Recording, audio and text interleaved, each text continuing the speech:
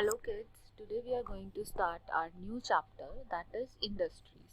So in this chapter we will be knowing about the industries of India, industries, where do industries are established, why they are established, and what are the factor in their establishment, what types of industries, किस type की industries होती है, based on ownership, based on size, etc. All these things we are going to uh, see in this chapter. So have you ever given a thought to the fact that the notebook you use for writing has come to you after a long process of manufacturing?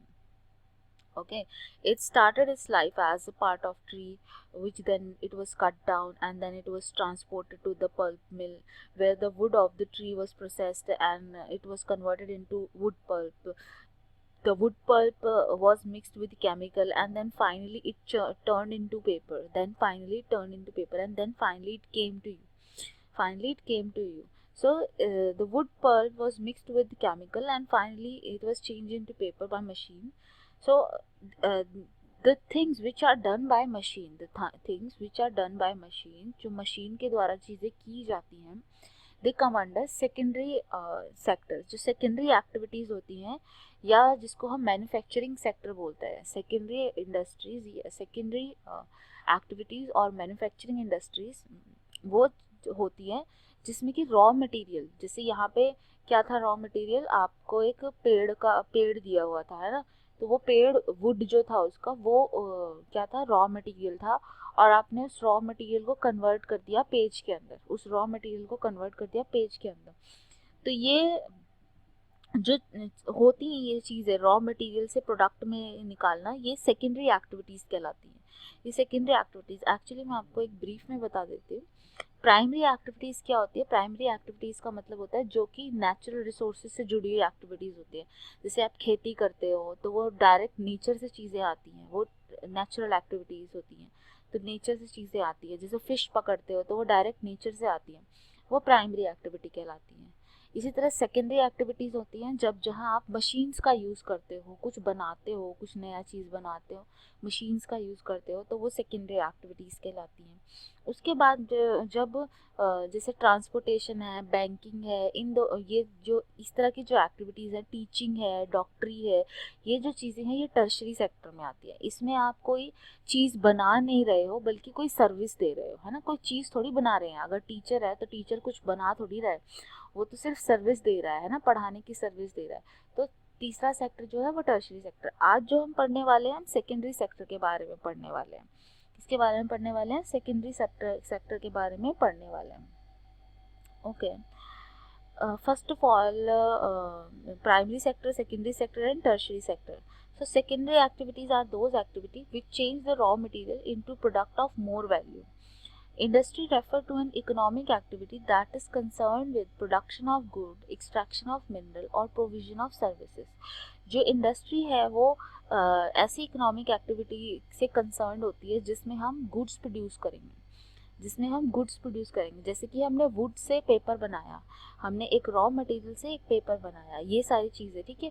जैसे कि अगर आप mining करते हो, mining क्या है, आप जो ओर निकालते हो डायरेक्टली नेचर से निकालते हो, राइट, लेकिन उसको निकालने के बाद आप उसको मेटल में कन्वर्ट करते हो, कॉइन्स बनाते हो, ज्वेलरी जो भी बनाते हो, जब उसको मेटल में वापस कन्वर्ट करने की कोशिश करते हो तो बहुत सारी प्रोसेसेस के थ्रू करते हो, है ना, बहुत सारी प्रोसेसेस के थ्रू करते हो, वो सेकेंडरी में आएंगे. So industries are basically divided on the basis of raw material, size and ownership. They are divided on the basis of raw material की, किस तरह का रॉ मटेरियल यूज़ होता है, किस तरह का साइज़ है, मतलब बड़ी है या छोटी है, स्मॉल स्केल इंडस्ट्री है या लार्ज स्केल इंडस्ट्री है, एंड ओनरशिप, प्राइवेट ओनरशिप है या पब्लिक ओनरशिप है, किस टाइप की है, ठीक है. सो रॉ मटेरियल के बारे में अगर बात करें, so industry classified on the basis of the raw material. So some industries are called agro-based industries. Some industries are called agro-based industries. Some are called mineral-based industries, and other are called forest-based industries. So what are agro-based industries? So agro-based industries use plant and animal-based product as raw material. They use plant and animal-based product. Like अगर आपको potato chips बनाना है like you want to make potato chips, potato पोटैटो चिप्स के लिए raw material क्या है? पोटैटो। पोटैटो कहाँ से आएगा? एग्रीकल्चर से। पोटैटो कहाँ से आएगा? एग्रीकल्चर से। So it is agro based industry. तो चिप्स बनाने की जो इंडस्ट्री है वो एग्रो बेस्ड इंडस्ट्री हो जाएगी, that will be called as agro based industry. Next is the mineral based industry. So the mineral based industry is the industry which use mineral ore as their raw material. Product of these industry feed other industry. One product is iron made from iron ore. Like I have said that if you mine, अगर कहीं पे mining होती है, कहीं पे आप mine करते हो तो वहाँ से आप ओर निकालते हो, फिर आप उस ओर को प्रोसेस करते हो और वहाँ से मेटल बनाते हो, और फिर वो मेटल और मशीनें बनाने के काम आता है या और चीज़ें बनाने के काम आता है, बहुत सारी चीज़ें करने के काम आता है, तो वो मिनरल बेस्ड इंडस्ट्री कहलाती है, mineral based industry. Next is forest based industry. So forest based industry के अंदर it utilises the forest produce as raw material. Forest produce को एज ए रॉ मटेरियल ये यूटिलाइज करते हैं. जैसे फॉरेस्ट में से अगर आपको रबड़ कलेक्ट करते हो, मतलब कोई ट्राइब है और उनके फॉरेस्ट में रबड़ है, तो वो रबड़ को कलेक्ट करते हैं और मार्केट में बेचते हैं. तो इस तरीके से फॉरेस्ट बेस्ड इंडस्ट्रीज भी चलती हैं. लाइक यू कैन से जो वुड की इंडस्ट्री है वो फॉरेस्ट से ही आती है, फॉरेस्ट के ऊपर ही डिपेंडेंट है. सारा वुड जो आता है कहाँ से आता है? सारा का सारा वुड फॉरेस्ट से ही आता है, तो वो किस पे डिपेंडेंट है? फॉरेस्ट पे. फर्नीचर जो है, फर्नीचर किस पे डिपेंडेंट है? वुड पे डिपेंडेंट है. और वुड कहाँ से आता है? वुड आता है फॉरेस्ट से. तो जो फर्नीचर की इंडस्ट्री होगी वो वुड क्या बोलते हैं, फॉरेस्ट बेस्ड इंडस्ट्री होगी. या जो पेपर की इंडस्ट्री है वो फॉरेस्ट बेस्ड इंडस्ट्री है. So it is forest based industry. Next is size of industry. The industry classified on the basis of the size. So size refer to the amount of capital invested. Capital means money invested. Okay, so it refer to amount of capital invested, the number of people employed, and the volume of production. Classified into the small scale and large scale industry, cottage or household industry, where products are manufactured by hand by the artisans. For example, cottage industries को क्या बोलते हैं? जैसे कि जो गांव में जो औरतें टोकरियां बनाती हैं या खाट वगैरह बनाती हैं खुद अपने हाथों से, आदमी औरत, तो वो कॉटेज बेस्ड इंडस्ट्रीज होती हैं. वो कॉटेज बेस्ड इंडस्ट्री होती है और वो काफ़ी छोटी होती है, छोटे स्केल पे होती है, बहुत ही स्मॉल स्केल पे होती हैं. ठीक है, बहुत छोटे स्केल पे होती है, कम उस पे होती है. Next is small scale industries. What are those are called, ये जो घर में बैठ के बनते हैं, जूट बैग्स और ये खाट वगैरह बनते हैं, और ये जैसे कि मैंने बताया कि कोई कुम्हार अपने घर में घड़े वगैरह बना रहा है, तो वो कॉटेज इंडस्ट्री कहलाती है, वो कहलाता है कॉटेज इंडस्ट्री. इसके बाद थोड़ी सी बड़ी इंडस्ट्री के बारे में हम बात करेंगे, that is small scale industry. तो जो स्मॉल स्केल इंडस्ट्री होती है वो कॉटेज इंडस्ट्री से तो बड़ी होती है, लेकिन ज़्यादा बड़ी नहीं होती है. उसमें कम अमाउंट का, उसमें कम पैसा लगता है और कम मशीनें लगती हैं. जबकि जो लार्ज स्केल इंडस्ट्री है उनके अंदर बहुत ज़्यादा अमाउंट ऑफ पैसा लगता है और बहुत ज़्यादा क्या बोलते हैं, इन्वेस्टमेंट होती है, बहुत ज़्यादा टेक्नोलॉजी वगैरह यूज़ की जाती है. So in sum we can say small scale industry use a lesser amount of capital and technology, whereas large scale industry produce large volume of product, investment of capital is higher, technology used is superior. Technology that we use in large scale industry is very superior. Like silk weaving, food processing industry are small scale industry, while the production of automobiles and heavy machinery is the large scale industry. Okay, जो जैसे मैंने आपको बताया, food जो छोटे scale की industry कौन सी होंगी, जो जैसे फूड प्रोसेसिंग इंडस्ट्रीज हैं. फूड प्रोसेसिंग इंडस्ट्री छोटे स्केल की इंडस्ट्रीज हैं. वेराज बड़ा स्केल की इंडस्ट्री कौन सी होगी? जहाँ पे कार बनती है, लार्ज स्केल की वहाँ पे होंगी. जैसे ऑटोमोबाइल जहाँ पे बनते हैं, कार वगैरह बनती है, वो लार्ज स्केल इंडस्ट्री कहलाती है. On the basis of ownership, if we talk about on the basis of ownership, so industries are classified on the basis of ownership, public sector, private sector they are called. So private sector, state owned, or public sector, joint sector, and cooperative sector, these are on the basis of these four types, that is private sector, public sector, joint sector, and cooperative. These are the four type of industries. Okay, so let me brief you about the private sector industry. What are private sector industry? So private sector industries are owned by and operated by individual or a group of individual. They are owned and operated by a group of individual. Like if we say Ambani's, so Ambani's are group of people who are operating their own factories, their own industry, right? उसमें सरकार का कुछ लेना देना नहीं है, right? तो ये प्राइवेट इंडस्ट्रीज होती है. अगर आपके फादर कोई बिजनेस करते हैं तो वो प्राइवेट है, राइट? उसमें सरकार का कुछ लेना देना नहीं होता है. That is private business. Next is public sector industry. Public sector क्या होता है? पब्लिक सेक्टर इंडस्ट्री वो इंडस्ट्रीज होती हैं जिसका लेना देना सरकार से होता है. जो सरकार जो होती है, सरकार उसको मतलब सरकार द्वारा वो ओनर मतलब ओन किया होता है, सरकार की देख रेख में उसका काम चल रहा होता है. वो जो फैक्ट्री होती है वो सरकार की फैक्ट्री होती है, वो जो इंडस्ट्री होती है वो सरकार की इंडस्ट्री होती है. जैसे हिंदुस्तान एरोनॉटिक्स लिमिटेड, HAL जिसे बोलते हैं, Hindustan aeronautics limited, steel authority of India limited, ये जो है ये गवर्नमेंट ओन्ड इंडस्ट्रीज हैं. नेक्स्ट है जॉइंट सेक्टर इंडस्ट्री.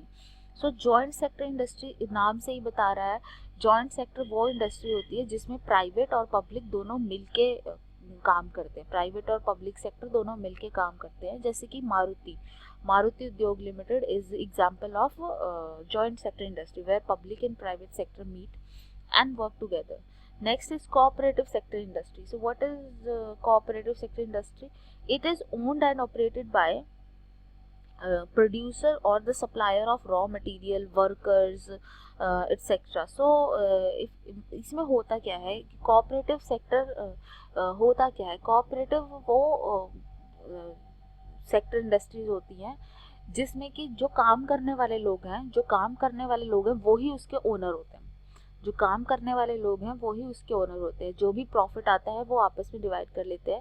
सो जो काम करने वाले लोग हैं वो ही उसके ओनर्स होते हैं. जैसे अमूल है, ठीक है, अमूल का दूध जो आता है, तो अमूल जो है वो एक कोऑपरेटिव है. अमूल क्या है? एक कोऑपरेटिव, जिसमें हर दूध देने वाला जो अपने यहाँ से दूध लेके जाता है, देता है और फिर वो प्रोसेस किया जाता है, वो उसमें मालिक भी है, वो अमूल में मालिक भी है. ठीक है, तो ये एक कोऑपरेटिव है जिसमें कि जो लोग काम करते हैं, जो लोग प्रोड्यूसर हैं, जो लोग वर्कर्स हैं, वो सारे के सारे साथ में ओनर भी हैं, वो वहाँ के ओनर भी हैं. तो ये कोऑपरेटिव सेक्टर होते हैं. So what are the factor affecting the location of industry? So factor affecting the कोई इंडस्ट्री कहीं पे, मतलब जैसे आयरन इंडस्ट्री आप दिल्ली में तो इस्टेब्लिश नहीं कर सकते ना. क्यों नहीं कर सकते? क्योंकि दिल्ली में ना तो कहीं पे आयरन ओर मिलता है ना, कहीं पे कोल वोल भी नहीं मिलता, कुछ नहीं मिल रहा, ऐसे मिनरल नहीं मिलते. तो आप दिल्ली में तो नहीं खोलोगे ना आयरन की इंडस्ट्री. आयरन की इंडस्ट्री आप वहाँ खोलोगे जहाँ पे वहाँ पे रॉ मटेरियल भी अवेलेबल हो. मतलब रॉ मटेरियल क्या हुआ? माइन करने से आयरन ओर मिल जाता हो, और फिर जहाँ पे प्रोसेसेस आयरन को रिफाइन करने की प्रोसेसेस जो है आसानी से हो जाएं, जहाँ पे कोल वगैरह मिलता हो जिससे आयरन को आसानी से पिघलाया जा सके. ठीक है, तो इस तरीके के काफ़ी सारे फैक्टर्स होते हैं. Let us see those factors. Availability of raw material, land, water, labour, power, capital, transport and market. अगर सोचो रॉ मटेरियल ही अवेलेबल नहीं है तो वहाँ पे आप इंडस्ट्री कैसे इस्टेब्लिश कर सकते हो? कर ही नहीं सकते. दूसरा है, अगर आपके पास लैंड, यहाँ पे दिल्ली में लैंड ही नहीं है इस्टेब्लिश करने के लिए इंडस्ट्री, तो आप यहाँ पे इंडस्ट्री इस्टेब्लिश नहीं करोगे. तो आप कहाँ करोगे? दिल्ली के अराउंड जो एरिया है वहाँ करोगे, जैसे गुड़गांव में, नोएडा में, यहाँ जहाँ पे जगह है, राइट. तो लैंड, वाटर अवेलेबल है या नहीं, क्योंकि पानी की तो हमें ज़रूरत पड़ती है. तो पानी नहीं होगा तो हम इंडस्ट्री इस्टेब्लिश नहीं कर पाएंगे. और क्या होता है? लेबर. अगर हमें चीप लेबर नहीं मिलती है, और लेबर को हमें बहुत सारा पैसा देना पड़ता है, तो हमारे लिए बिजनेस प्रॉफिटेबल नहीं होता. और प्रॉफिटेबल नहीं होगा तो हम बिजनेस क्यों करेंगे, है ना? प्रॉफिटेबल नहीं होगा तो हम बिजनेस क्यों करेंगे? सिंपल सा फंडा है. तो इसीलिए लेबर भी होनी चाहिए, ट्रांसपोर्ट अवेलेबल होना चाहिए, ये सारी चीज़ें अवेलेबल होना चाहिए. अच्छा, कई बार गवर्नमेंट की पॉलिसीज़ ऐसी होती हैं, गवर्नमेंट ने कुछ ऐसी पॉलिसी, जैसे कोई गवर्नमेंट ऐसे बोल दे कि अगर हमारे स्टेट में आप इंडस्ट्री स्टैब्लिश करोगे तो हम आपको टैक्स में छूट देंगे. तो उससे क्या होगा? इंडस्ट्री जो है उस स्टेट में चली जाएंगी. तो इस तरह से गवर्नमेंट पॉलिसी भी इम्पैक्ट करती हैं. अगर गवर्नमेंट सपोर्ट करती है लोगों को तो गवर्नमेंट इंडस्ट्री भी इम्पैक्ट करते, जो इंडस्ट्रीज है वो इम्पैक्ट हो जाती है, उस स्टेट की इंडस्ट्री इम्पैक्ट हो जाती है. ठीक है, तो government provide incentive like subsidized power, lower transport cost, infrastructure. So that industry be located in the backward area. जो गवर्नमेंट होती है, गवर्नमेंट के ऊपर रिस्पॉन्सिबिलिटी है कि वो अमीर और गरीब के बीच का गैप कम करे, है ना, अमीर और गरीब के बीच का गैप कम करे। तो इसीलिए वो जो गरीब स्टेट्स होते हैं, गरीब स्टेट्स के अंदर स्पेशल छूट देती है, स्पेशल एडवांटेजेस देती है कि अगर आप अपनी फैक्ट्री गरीब स्टेट में लगाओगे तो आपको स्पेशल एडवांटेजेस मिलेंगे। उसकी वजह से जो लोग होते हैं वो इन बेनिफिट्स के चक्कर में, ये जो जैसे मध्य प्रदेश हो गया या बिहार हो गया या छत्तीसगढ़ हो गया, उड़ीसा हो गया, ऐसी ऐसी जगहों पे इंडस्ट्री इस्टेब्लिश करते हैं ताकि वहाँ पर भी कुछ काम हो, उन स्टेट्स के अंदर भी कुछ काम हो और वो वहाँ के लोग भी अमीर हो पाए। ठीक है, तो इस तरीके से ये चीज़ होती है। ये इंडस्ट्रीज इस्टेब्लिश इस तरीके से होती हैं, राइट।